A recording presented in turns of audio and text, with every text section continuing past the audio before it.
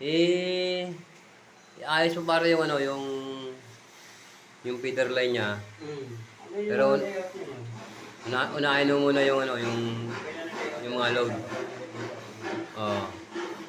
Nasa loob ng feeder line yung load niyan. Ha? Ha?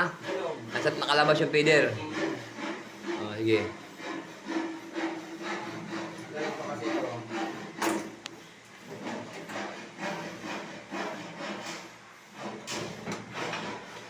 Yan, oh, sige.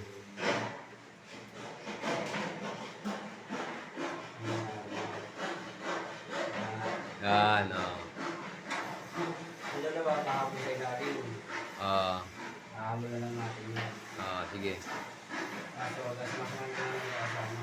Matik naman sa dulo lahat. Sige.